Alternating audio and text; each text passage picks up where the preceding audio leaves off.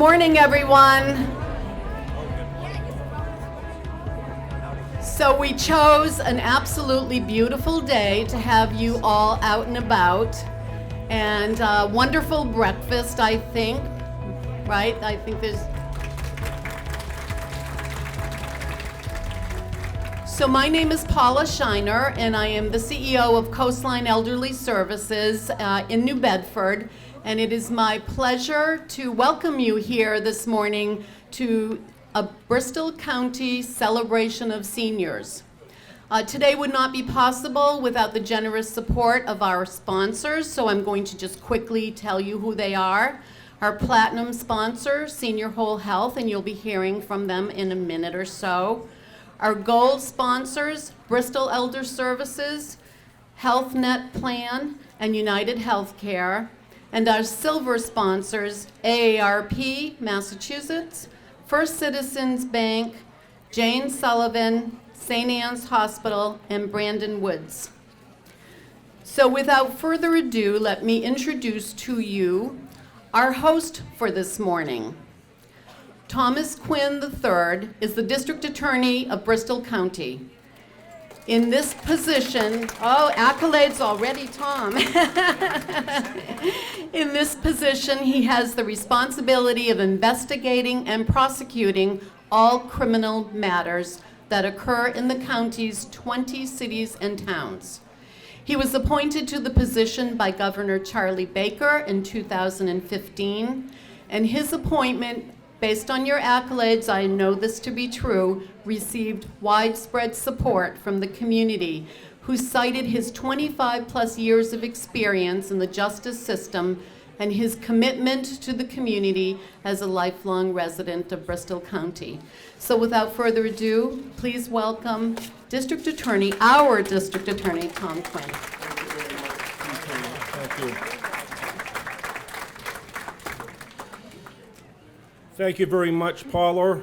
I want to welcome everybody to Whites of Westport for our 5th annual celebration of seniors. I want to thank you, Paula and Ann McGrillis from Coastline Elderly, for their support, along with Eric Poulin, in putting this event together. 600 people registered for this conference, and I think it's very important because I believe that all citizens of Bristol County, especially our seniors, need to feel safe and secure in their communities. Nationally, 5 million elderly people are victims of elder abuse, 1/3 financial. I'd be shocked if it's not a lot more than that. Through prosecution and prevention, we hope to reduce this. This conference is really about prevention and knowing about the resources available so we can avoid having people become victims of fraud and abuse. I couldn't be happier today to have seniors, caretakers, and service providers in attendance to spread the message about preventing abuse.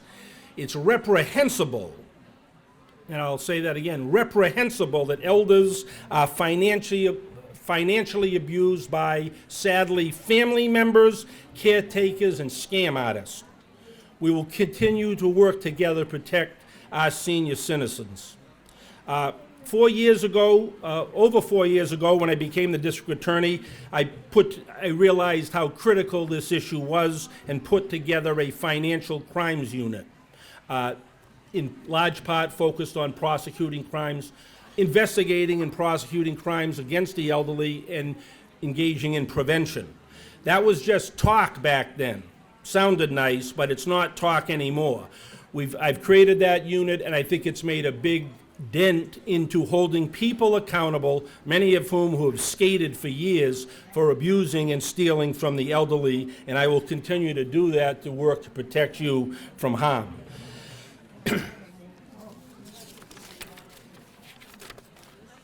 You'll hear today from expert speakers, and I want to thank all of them for speaking and presenting. I believe the Secretary of Elder Affairs, Elizabeth Chen, is here, will be here today. I also want to thank Jane Sullivan, Attorney Jane Sullivan, for her upcoming presentation and being a silver sponsor, along with AARP, Mike Festa, for presenting, being a silver sponsor and supporting our initiatives. I hope people will Well, more important, also I want to thank Laura Langevin and Kevin Smith for agreeing to give a presentation here today.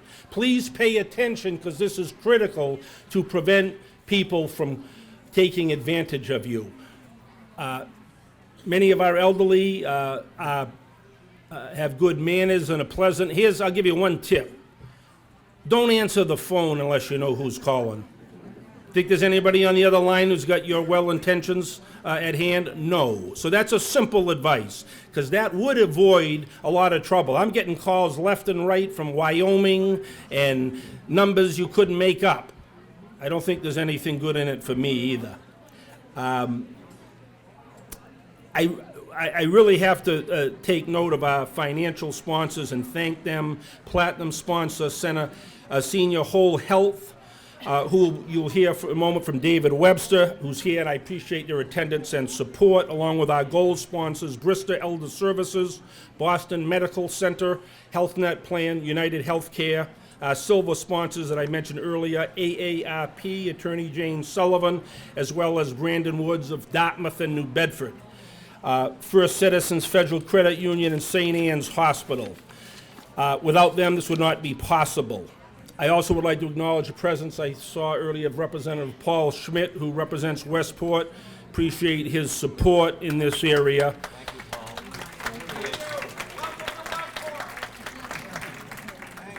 Thank you for welcoming us here, Paul. I'm happy that this event has grown over the last 5 years. I think it was a little over 100 5 years ago. As I said, 600 people have registered. We've got over 90 agencies here on the other side of the wall, which I think is great, provide information to you in a different number of areas. I'll prosecute people. For example, grandmother was being ripped off by her grandson. They said he was on probation. He's going to jail. She kept following him money up to the tune of $20,000. We find out he's down in North Carolina. I say, go get him. We got him, brought him back. Unfortunately, he had to go. The grandmother had to come to court. She didn't like it, but she knew what had to be done. He was held accountable for abusing her. She should be enduring her life, despite her love for her grandson, being manipulated and taken advantage of, and in fact, ruining many people's lives. That's what's happening. When the money is stolen, it's not going to come back in most cases. So that's why the prevention is critical. We can prosecute, maybe in some cases get the money. It's important, but the preference is not to get involved in the first place, so I think these resources are here. I've gone to every senior center in the county at least once, and other senior centers and senior-based facilities to spread the message, and I will continue to do that. I think of what my parents, grandmother, aunt, uncle did for us, did for me, and what I'm sure many of you people have done for your families. You've made this community what it is. So we do everything we can to protect our seniors, and I will continue to do that. Thank you very much.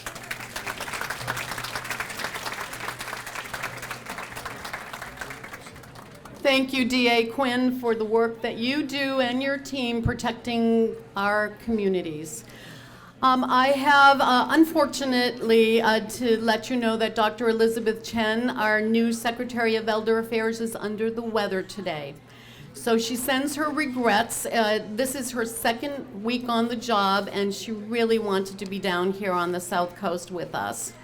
So kind of pinch hitting for her at the very last minute is Kathy Devine. And Kathy, okay. Kathy has been with the Executive Office of Elder Affairs for 14 years. She's the director of the Prescription Advantage program. She also provides outreach and education statewide about the program, all the programs that are administered by Elder Affairs. Kathy has spent years in the health insurance industry as a manager for claims operations at both Blue Cross and Harvard Pilgrim. So thank you, Kathy, for being up here with us this morning.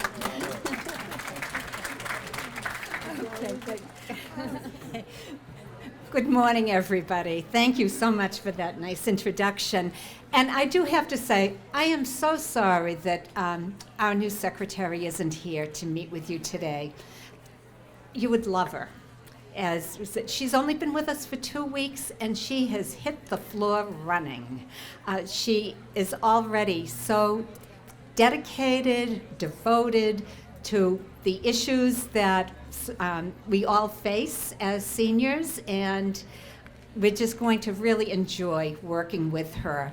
So I'm very happy to be here to be able to speak a little bit for her, because as the district attorney said, elder abuse is a huge problem, and it's something that we take very seriously at the Executive Office of Elder Affairs. In fact, we administer the Protective Service Program, which helps to look into these cases that are reported. We have a hotline that's available 7 days a week, 24 hours a day. It's a toll-free number. And I'm going to give you that number, but also out on my table, I do have these pamphlets, and I hope you'll stop by to pick one up. But the number to call we have is 1-800-922-2275. So if you hear or see of any type of abuse, and abuse isn't always, I think sometimes we think of it as physical abuse, and that's not always the case, because it can be physical abuse, it can be sexual, it can be financial, it can be neglect, and it's also self-neglect. So these are things, keep your eyes open, call our hotline, and it will be investigated by Protective Services. And as I said, they are available, they are there 24/7. So I also, with me today is the director of the Protective Service Program. He's over at the table. If there's any questions that you might have for him, please feel free and stop by.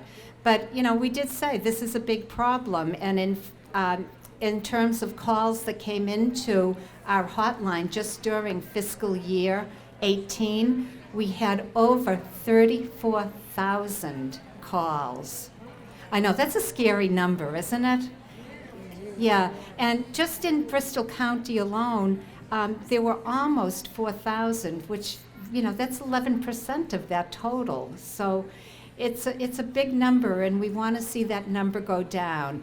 And having an Elder Abuse Awareness Day, I think really does help to make people more aware of it. And it really isn't just one day. It's really the month. And yesterday in Brockton, there was an annual walk that I believe was sponsored by the Council on Aging. Now you remember, you know what the weather was like yesterday. They still had 125 people go walk, and still have their signs, and just to make sure that they were raising awareness. And wouldn't that catch anybody's eye, driving by to see 100 people walking in the pouring rain? So I think that they got some awareness yesterday.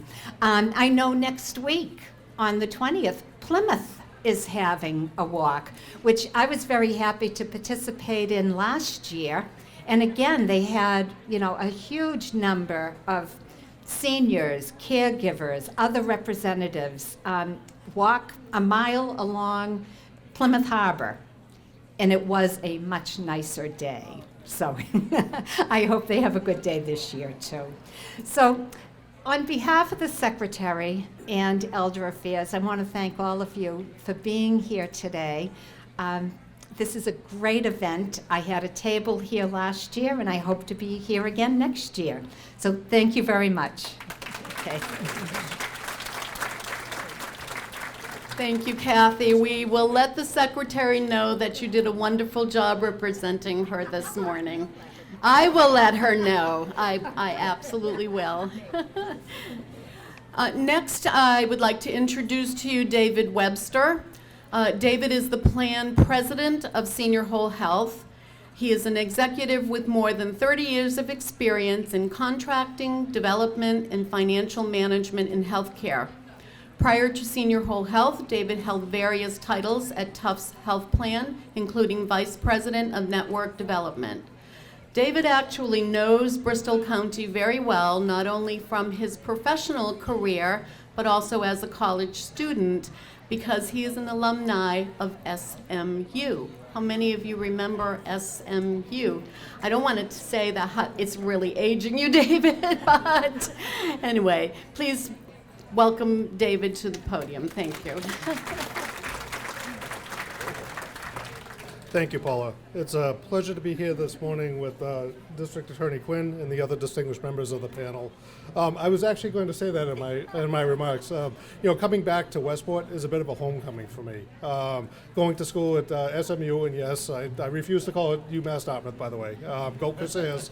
Coming back here is really something special for me. In fact, I used to pump gas at a gas station right up the road from White. So if I spill gas on your car back in the day, I'm sorry.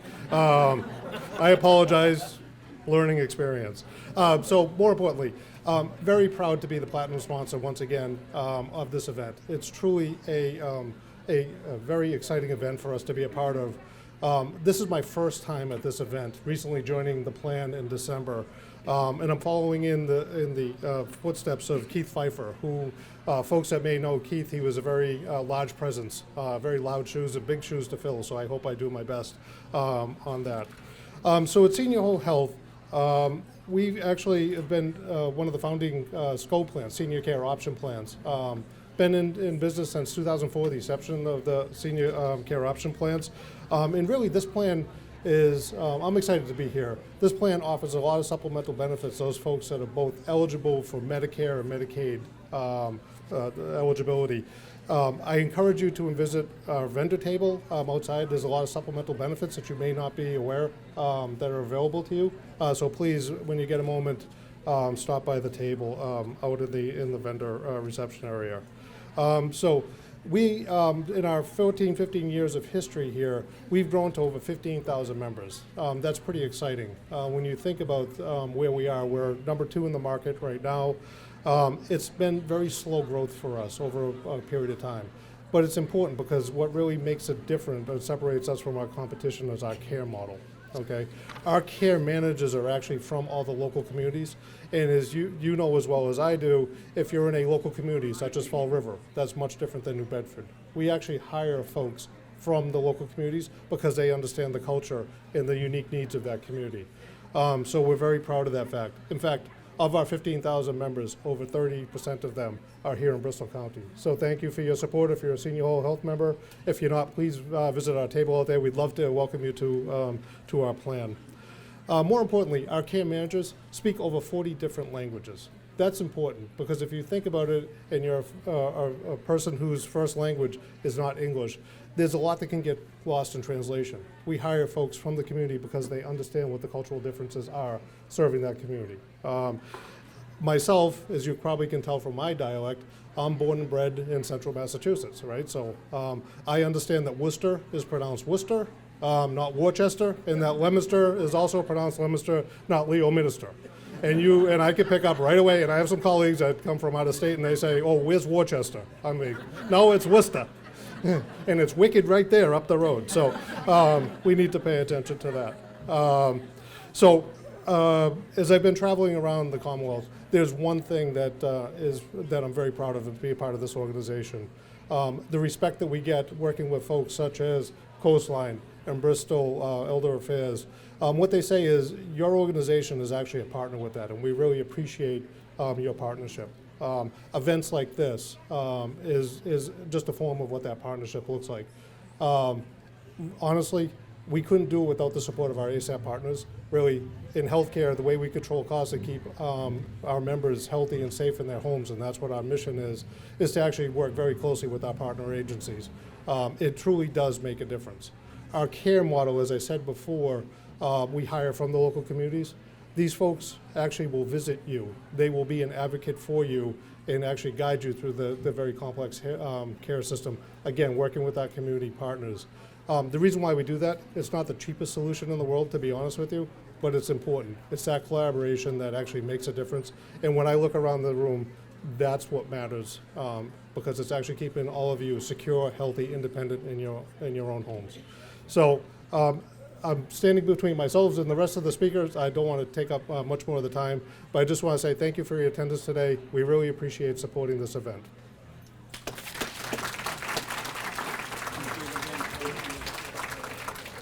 Thank you, David, for your ongoing support and sponsorship. We're happy to have him here with us today. And he is fairly new in his role, so. Next on our agenda, we have a legislative update. I think this is really important information, and to share that with you, we have Mike Festa. Mike is the state director for AARP, so Massachusetts. Formerly, he was the Secretary of Elder Affairs, also a 5-term state representative, and he is an attorney at law. So please join me in welcoming Mike Festa to the podium. Thank you, Paula. Very sweet. Thank you. How you doing so far? Good. Tom, where did he go? I'm about to say nice things about you and you're leaving. No, it's all right. You know, I have to say, it really is awesome to have this gathering. Tom puts it together, like he says, his 5th year. I bet some of you have been here for all 5 years. This gets done because a lot of hardworking people put it together. So I want to give a shout out to both Tom in terms of recognizing the critical importance of focusing on fraud prevention. And I also want to thank Eric. You know, he's wearing the flag tie. It's Flag Day, right? He got the memo. I'm wearing red, white, and blue socks, no flag. Sorry about that. Look, I'm here to talk seriously about 3 things. The first thing I want to mention to you is that at AARP, we have been trying and focusing on supporting caregivers for a long time. I'm sure many of you in this room are either providing care to a loved one, or you yourself are receiving care, or you're certainly in the world where you know a lot of folks who are in that place. One of the legislative priorities of AARP in Massachusetts has been to fight for a tax credit for caregivers who are putting money out on their own, out of love, but they're spending a lot of money. The average caregiver is spending $7,000 over the course of a caregiving experience, out of pocket. And we think it's appropriate for the government to recognize that in the absence of support financially, how many of those folks are going to wind up having to get that care given by the government? So the fact that families are out there doing this, we want to support that. So our first priority is to support a caregiver tax credit. Representative Schmidt's here. It's always good to see Paul. You've got the Senate Chair of Ways and Means in the neighborhood, so obviously he has something to do with that, so mention to him how important, if you agree with us, that caregiver tax credit is a good idea. Number 2, we are very concerned, and I'm sure a lot of you share this as well, about the fact that too many people are not ready for retirement financially. A lot of reasons for that I won't go into, but the bottom line is pretty straightforward. We need to have better ways for people to save while they're working. Do you know in Massachusetts there are over 1 million people working that have no access to a 401k? And this is a problem in 2 respects. One is, as a practical matter, there's no real way to save except through an IRA, and some people choose not to do it that way. But to know that you can have an automatic deduction out of your paycheck, studies show 15 times more participation in a retirement savings plan if it's provided by the employer. Solution is a piece of legislation that's also in the Mass legislature now. It's a work and save plan that would require and allow the state, which already has a plan called the core plan, to expand it to make it available to the private employer without any cost to the employer, to have that administered through what they call the core plan. So anybody working that doesn't have access would be able to get that access through the core plan at the state level. So that's our second priority. The most important priority, I have to tell you, with those 2 things being very critical, is the cost of prescription drugs. Now I know I'm talking to an audience that understands it better than most. The simple truth is we pay the highest drug prices in the world by far. We do it because we have a system in place that the drug companies have negotiated and lobbied for years. The government can't even negotiate prices through Medicare. The costs of prescription drugs are out of control, and we know at AARP, we see it every day. You probably see it when you go to CVS or Walgreens. People are getting the price and they say, I can't afford this. And they leave the prescription on the counter. Or they cut the pill in half, or they don't do it at all. Now, it's not very helpful to have life-saving drugs if you can't afford them. So AARP is on a mission to make this a matter of highest priority for the government. We are running a campaign that is not mincing words. We call it Stop RX Greed. We took a full-page ad in the Boston Globe on Wednesday. You know why? Because we wanted people to know that we're fighting for them, and we also gave them a call to action. Call your state senator, call your state rep, let them know right now in the conference committee there's wording in the budget that says that the government in the state of Massachusetts can negotiate prices through Mass Health, Medicaid, to reduce those prices. Also give authority to the Attorney General and to the Pricing Commission to enforce transparency. We want to know why they're coming up with these prices. Insulin in Britain, $10. Insulin in Massachusetts, $500. What's wrong with this picture? They don't tell us. We want transparency, and we're fighting for it. You may have already signed the petition. I'm asking you respectfully. Sign our petition that's on our booth. Stop the greed. Let's send a message. And I say this with all respect because I know I'm in Mike's territory. Mike and I served in the House together. Mike Rodericks, I love him dearly. Mike is in a very important place right now. He is deciding this question along with the other conference members. If you know him or you care to, call his office and say you heard about this and you hope that he will support the Senate version of the budget language that says we can negotiate these prices. Okay, so that's my message. I want to end with the theme of this conference. The overarching regular work we do has a lot to do with fraud prevention. You know, one thing Tom sort of alluded to, and I want to emphasize it, I'm a former prosecutor myself. If you're already talking to the DA or the police, you've lost. With all due respect, they try as hard as they can to get the money back. It's gone. The key to all of this is prevention. The key to all of this is knowing the mind of those people that are so low that they would take your own money, and they won't care if it's all you've got, and they don't care if it leaves you destitute. You got to get into their minds. The best way to do that is to understand their scams. And to avoid being scammed, we have a program called Fraud Watch Network. So when you go by our booth, we have a little handout. It's called Fraud Watch Network. Join it. We regularly update new scams that are always coming. And, you know, it's all free, but it's really important because this is about prevention. And the truth is, $18 billion with a B is going out of your pockets into people. And yes, it's true, it's a lot with family, but it's also still in Nigeria, it's still in China, it's still in Eastern Europe, it's still wherever you might imagine. So, like Tom said, hang up. You don't know them, hang up. By the way, here's a little tip for you, and I'm going to end with my tip. Do you know scammers really want you to stay on the phone? Not necessarily to get your personal information. They just want to talk to you. You know why? The longer you stay on the phone, you are proving to the scammer that you're a live, real sucker. They will sell your phone number into the dark web, and they will use those numbers as a way of being able to have other scammers go after you.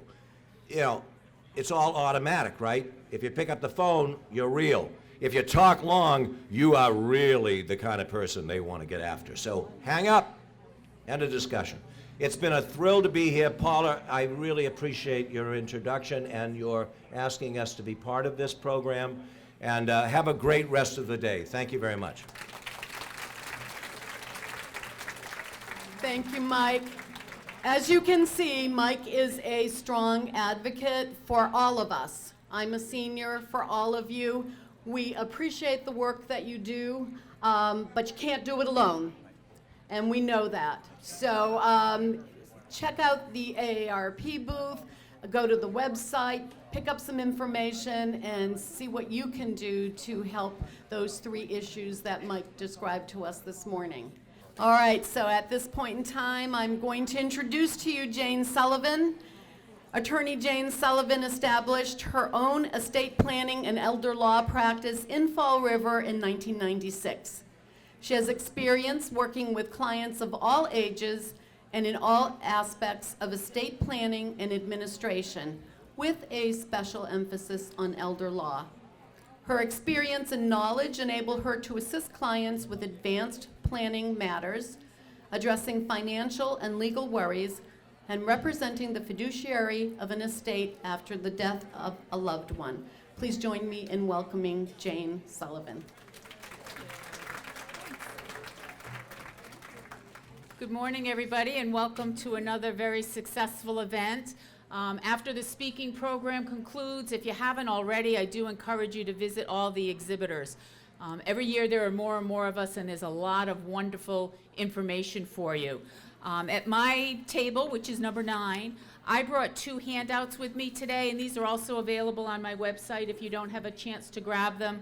One is a 1-page form that gives you all of the current long-term care Medicaid numbers here in Massachusetts, that being the program that pays for long-term custodial nursing home care. But more importantly is my estate planning dictionary. That's a really handy document for you to have. It just gives you a little brief summary of all the important estate planning documents that you should have in your estate plan. And I'm going to start with the most basic one. Show of hands. How many of you have a healthcare proxy?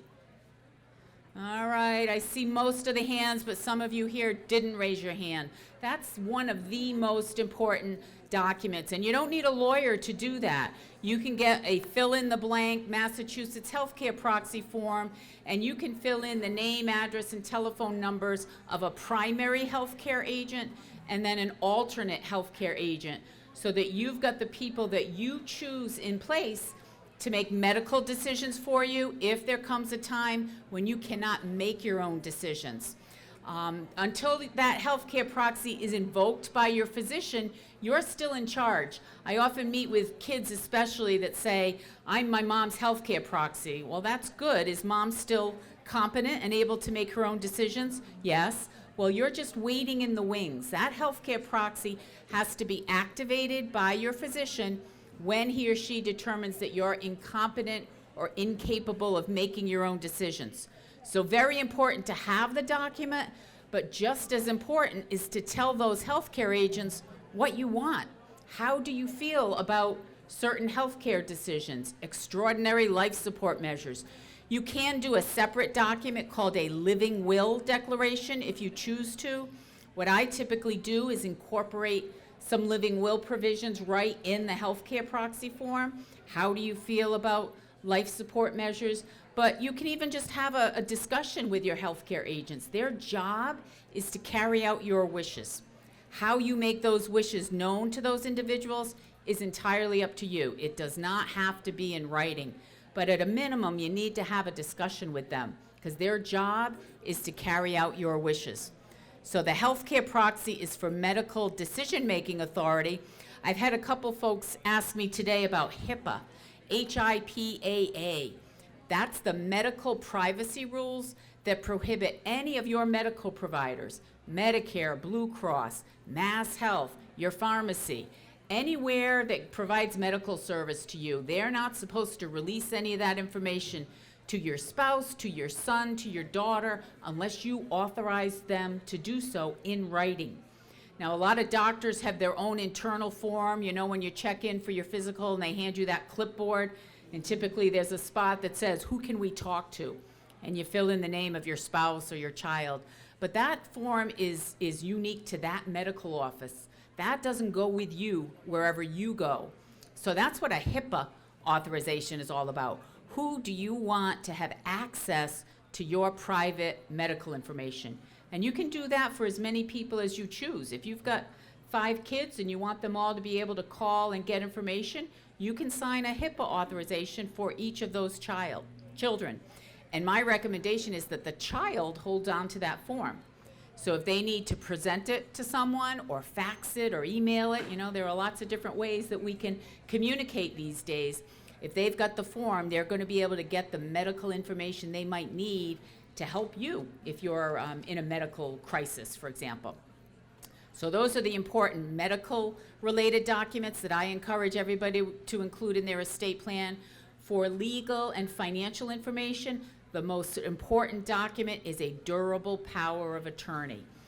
That authorizes somebody to do your banking, to pay your bills, to take care of your house, to do all the things that you do on a daily basis that you may not be able to do if your health declines, if your cognitive skills decline, even if you're just in the hospital for a short period. And maybe you go to a nursing home for rehab and then you return home. Somebody's got to take care of all those things for you, even during that temporary period. So that's what a durable power of attorney is all about. Who do you trust to take care of all those things for you? I know you've heard a lot about elder abuse and exploitation. That power of attorney is a really important job. So you need to think very carefully about who you're going to trust to do those things on your behalf. It could be one person, and you could name an alternate, just like in the healthcare proxy. Or maybe you want to name your son and daughter together to conduct those transactions for you. You can certainly do that. But if we name 2 people, we want to specify, are both of their signatures required for a transaction, or do you want to give them individual authority to do those things on your behalf? So as you can see, that power of attorney needs to be tailored to your particular situation. Unlike the healthcare proxy, where I'm relatively comfortable with you getting that fill in the blank form, but you have to sign it, date it, and 2 people have to witness it. And the witnesses can't be the healthcare agents. I met with a client recently. She named her daughters as her healthcare agents. Her daughters were the witnesses on the healthcare proxy. Not good. We had to redo that. So the point is, you need to think really carefully about who you want to name and whether you trust them to give them that authority. Sadly, if there's a medical crisis or something happens to you and you don't have those documents in place, we end up in the probate court. And although we have a very well-run probate court here in Bristol County, we're lucky in that respect because I hear horror stories about other counties, it's still a stressful and expensive process for your family. And although I do guardianships and conservatorships as part of my practice, I'm the first one to admit it's my least favorite thing to do because I'm working with a family who's in a crisis situation because those basic documents were not put in place in advance of when that crisis occurs. So I'm working with 2 families right now, really sad situations where one of the spouses has advanced dementia and they never came to a program like this. They didn't hear about these things.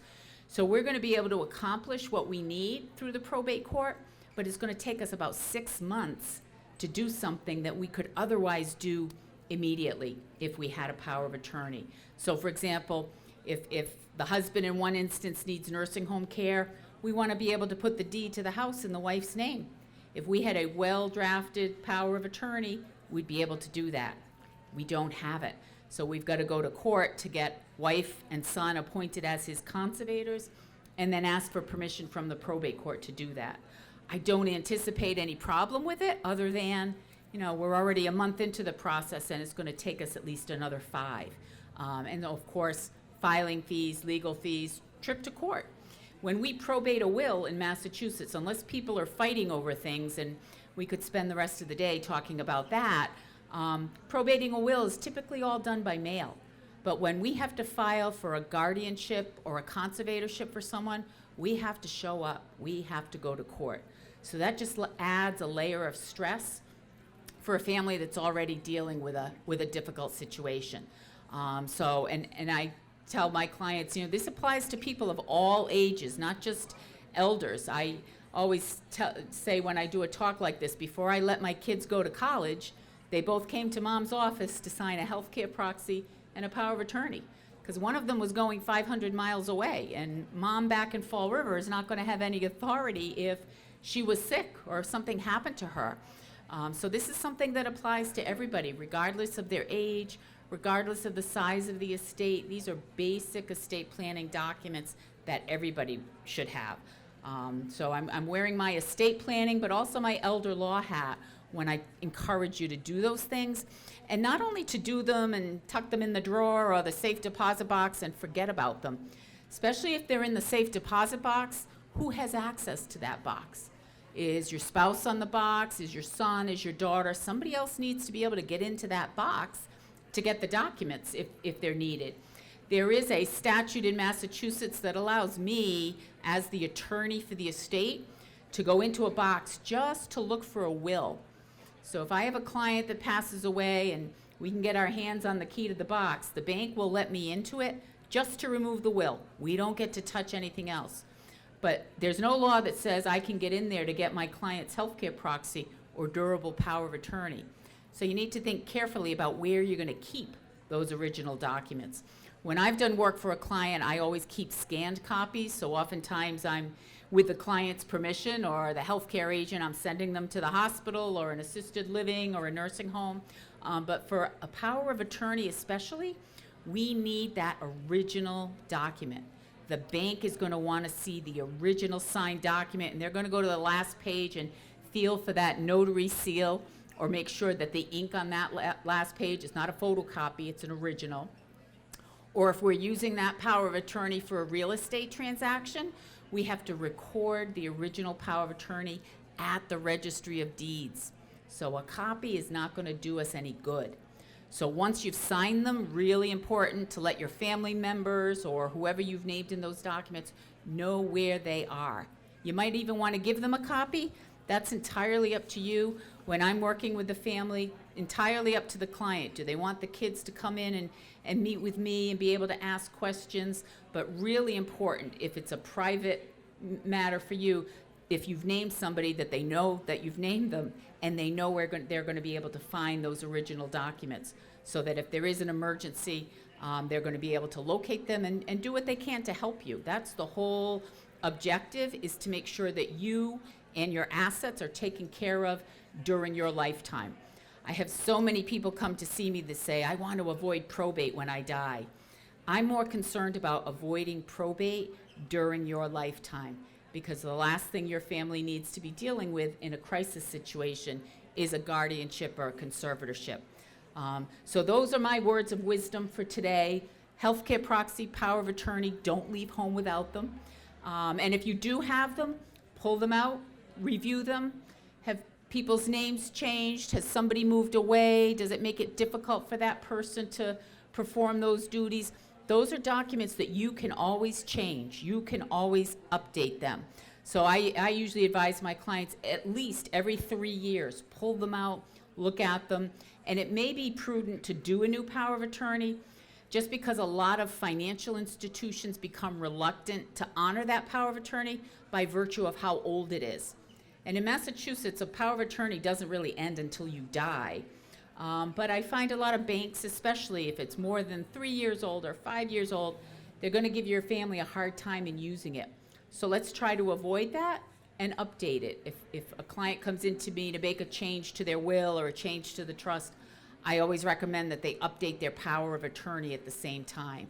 I can't emphasize enough to you how important it is to have those documents in place, keep them current, and let your loved ones know where they are. Okay, so I'm going back to my booth. I'm happy to answer any particular questions that you folks may have, and I really do hope that you'll visit the other exhibitors, because as I said, there's a lot of great information over there. So have a nice day. Thank you, Attorney Sullivan, for joining us again this year and for taking time out of your busy schedule to answer some questions for us. I thought I saw someone from Congressman Keating's office, us, but I lost her, so we'll see if she comes back. At this point in time, we have two healthcare experts who are here with us this morning to answer a question. What should people know when considering home care or hiring a home care worker or agency? So first, I would like to invite Lauren. Come on up, Lauren. Lauren Langevin. She is the co-owner with her husband Richard of Home Instead Senior Care. Lauren has been involved with helping seniors to live safely and comfortably in their own home for over 15 years. She's a member of the Home Care Association of America, is co-chair of the Southeastern Massachusetts Alzheimer's Partnership, and is a member of Dementia Friends Fall River and Dementia Friends Massachusetts. She was a featured speaker at last year's Home Care Association of America Conference in Washington, D.C., and locally she gives seminars on a variety of senior care issues, including dementia and caregiver stress. Thank you, Lauren, for joining us this morning. Thank you, Paula. Good to see you.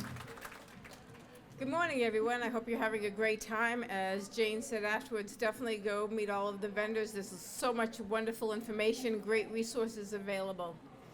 Again, I'm Lauren Langevin. I'm a co-owner with my husband of Home Instead Senior Care. We're based in Dartmouth, but we service seniors throughout the entire South Coast. And I'm just going to talk to you really quickly about some of the key things you really should think about when you're choosing home care. Right now, according to AARP and the Home Care Association of America, 9 out of 10 seniors over the age of 65 want to stay at home as they age. And I'm sure most of you would agree with that. That's where you'd like to live safely, comfortably, independently. And home care providers such as Home Instead make that possible. But what's the caveat to that is you have to really be careful about who you're bringing into your home. You're asking strangers to come into your home and provide care for you so you can have the comfort that you need, the support you need, and your family can have the peace of mind.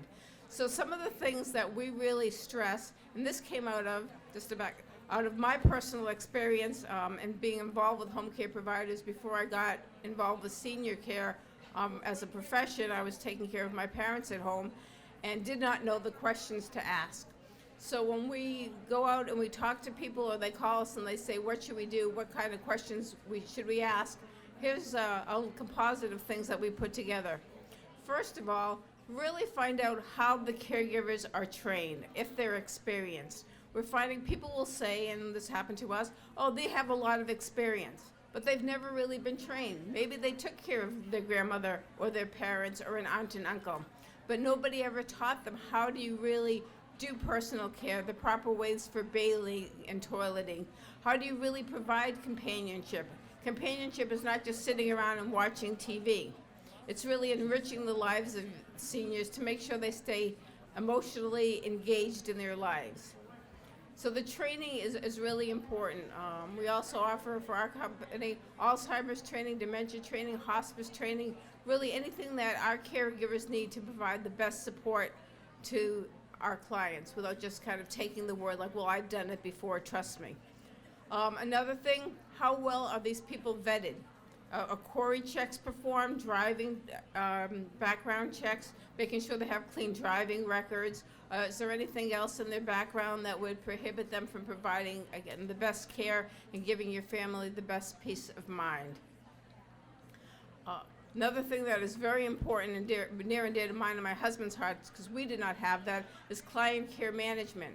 We had caregivers that just showed up at the door and said, hi, XYZ agency sent me. I had to do all the training, all the support, and all the management of the caregivers.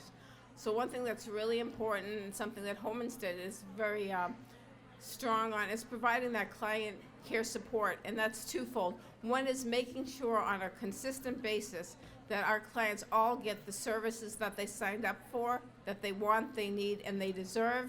And it's also making sure that our caregivers, who are also already well vetted, they're wonderful people, but we're still making sure that everything that needs to get done for that client is being done, and they know that they have the support at Home Instead with 24-hour live support. So if there's any questions, any issues, any problems, any help they need with a client, they can call and get some help from 24 hours a day, which is so important. Again, what a lot of people don't realize is taking care of a loved one is very, very hard. And everybody wants to do it. They feel responsible. Like he was my great husband. He was my wife. I owe it to her, my mother, my father. And that's true. We all want to do everything we can for our parents. But as family caregivers, a study by Stanford University said that 30% of us as family caregivers die before the person we're taking care of. And that number goes up to 40% if that person has Alzheimer's. What does that mean? As family caregivers, we need to take care of ourselves and give ourselves the permission to say, I'm going to find wonderful, supportive home care for my parent or loved one so I can go take Saturdays off and spend it with my family, or go spend a day with my husband, or go visit my kids or my grandkids, and get recharged. Very similar to what they say in airplanes. You know, before you help anybody with their oxygen mask, if there's a problem, put your own oxygen mask on yourself. If you're not able to help yourself, you're not able to help anyone else. And that is another thing that home care provides that people don't think about, but is incredible respite care, which is really a twofold benefit, because the senior is getting incredibly wonderful care and is very well cared for, and the family member, the family caregiver, is getting that respite care that is so important to recharge their batteries. So again, I just wanted to hit on a very, high-level thing about, some of the things to think about, but the really key things are, how well are the people vetted? You're putting the strangers in your home. How well are they trained? Is it just because they said that they've done it before, or does the company really offer a complete training program and make sure that everybody is well trained to provide the best possible care? And the other thing is, how well are people managed to make sure that everybody's where they should be when they said they should be? They understand what the whole care plan is, and then there's somebody available to make sure that all that support is provided to caregivers and their clients 24 hours a day. We also have a table in the back, so after the session, please stop by if you have any questions or want any more information. Thank you very much. Thank you, Lauren. And I do see Glenda Izageta here from Congressman Keating's office. Thank you for joining us. Congressman is a strong advocate for seniors as well, so we appreciate you being here. So our final speaker this morning, another healthcare expert. His name is Kevin Smith, and Kevin is the CEO of Best of Care. It is a non-medical home care agency that serves Greater Boston, the South Shore, the South Coast, and the Cape and Islands communities. Let's see. Best of Care services include personal care, homemakers and companions, hospice care, care management, and other specialty services.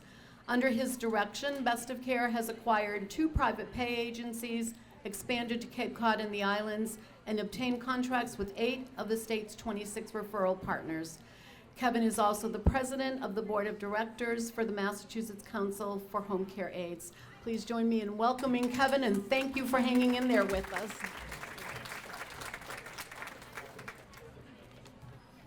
Hey everybody, I'm the closer, so I'm going to try to keep it light because I know everybody's probably itching to go. You've heard a lot of different voices today. You've spoken to a lot of the great vendors and met with a lot of the exhibitors today. But what I want to do is just start with a question. Now that you've gone and spoken to everybody and listened to Lauren, do you know what home care is? Raise your hand if you're saying yes.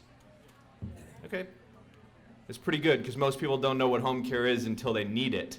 So it's refreshing to see a group of people who are acknowledging that they know what it is without perhaps needing it today, tomorrow, this week, or in the near future. So one of the things that people are sometimes confused about, who is a home care worker? Is it a PCA? Is it a CNA? Is it a home health aide? Well, depending on which company you work for, depending on what state you're in, it could be any and all of those things. A home care worker is ideally a trained individual who goes into the homes of clients who are either aging or perhaps an individual with a disability to provide them with skilled care to help them keep them safe, healthy, and as independent as they possibly can be within their homes. My agency and a number of the other agencies here who are exhibiting today do just that. So when you need home care, or let me put it this way. As an agency owner, when we find out that people need home care, we usually hear from adult children who are calling on behalf of their parent, who are saying, look, they've never had it, but I live in Connecticut, my mother lives in Quincy, I can't be there every day, I'm starting to get concerned about X, Y, or Z. So what can you guys do for me? Well, the first thing that we ask is, have you talked to anybody yet? And sometimes people say, yeah, we looked on Craigslist, and we can find an aide for $15 an hour. What do you guys charge? And then they get sticker shock, because what an agency charges is always going to be more than what somebody on Craigslist or care.com charges. So let's get past that. Why? Why is somebody on Craigslist only going to charge you $15? Cash, too, by the way. They'll take cash. Nice and easy. They don't have workers' comp. So when they slip and fall on your steps because they haven't been salted or shoveled yet, you're on the hook, okay? When you hire an agency, we have workers' comp. We literally have to have it. So if an employee slips and falls or there's an incident in your home, it's not your issue. It belongs to the agency. Do you think that somebody from Craigslist is going to hand you their background check, a Corey check, and say, here's everything you need to know about me, make an informed decision? No, they're not. They're going to say, I'm a great caregiver, I've got tons of experience. When you work with an agency, everybody is vetted, everybody is background checked, all 50 states, if you come to work for our company. Corey checked, motor vehicle driving record check, work references, and we also require that people get a physical to make sure that they are literally physically capable to handle the responsibilities of the job. So, do you just call an agency to find these people? Yes, you can do that. You can jump on Google and just search for home care with whatever town or city you live in. Or you can reach out to Coastline or Bristol Elder Services. There are 26 state-funded organizations across this state who function essentially as vetting partners because they offer contracts to agencies like ours. And if we are good enough and we are compliant enough to get a contract with these state-funded organizations, that's a great first starting point to say, okay, let me reach out to one of these organizations because obviously they're compliant, obviously they are meeting the state mandates for a home care contract, and obviously they have employees who are qualified and trained to deliver the services that your family needs. So on top of that, they will also match you up, and I'm talking specifically about your local area resources, Bristol or Coastline, who are here in Bristol County, and give you choices. They'll tell you whether you're income eligible for the service. They'll tell you what types of service you're eligible for. Homemaker with grocery shopping and cleaning. They'll tell you that you might be able to get personal care to help with bathing, and that might just be supervision. Don't get the idea that it's all hands-on, somebody coming in to literally help manipulate you in and out of the shower. It might be prompting, it might be reminding, just to make sure that you're doing it safely and properly. Or they might recommend companionship, where somebody can come and help give you some socialization, or maybe, if your family is removed, just to have a familiar face coming into your home. So the ASAP network is a tremendous partner, and they are essentially a vetting guide for providers like us to get in touch with you. The other thing I want to mention, I keep using this fake Craigslist employee here as my example versus a home care agency employee, but when that person is out sick, who's going to help you? I don't know. I don't know who's going to help you. Probably nobody, because they don't have backup. When you work with an agency, if your worker is out sick, they let us know. It might be 2 a.m. and they call our answering service, and I'm not going to be at work in the morning. Our on-call immediately starts working to find a replacement worker for you if you want one. If you need more help than what your Craigslist individual employee can help you with, what are you going to do? Hope that they have a friend who can come in and help you? No. When you work with an agency, you have a constant communication with this partner to say, I think we need some more help, and we can immediately take action and try to find you some additional help, or present you with the right resources to point you in the direction for more help. So I'll sort of leave it at that. If there's any individual questions that anybody wants to ask me about working with a home care agency, home care workers in general, industry questions, or local resources, I will literally stand here for a few more minutes if you'd like. Other than that, thank you for listening. I hope that you enjoyed the event today. Get home safe, have a great weekend, and thank you, Paula. Thank you, Kevin. You did a great job closing for us. Appreciate it, and we appreciate the work that you do. So we've had a busy morning. Lots of information kind of all squeezed into a really short period of time. There is a lot more information in the other rooms, so please, by all means, take some time and make your way over there. But I will end by saying Coastline is very, very happy to be co-sponsoring this event with the District Attorney's Office. We are grateful to our sponsors because without them, we would not have been able to do this. We appreciate all of our speakers. We appreciate all of the individuals in the next room who are sort of manning the booths. We look forward to another event next year, but most of all, this event would not be the success that it is without all of you. So I give you a round of applause and I thank you very much for joining us this morning.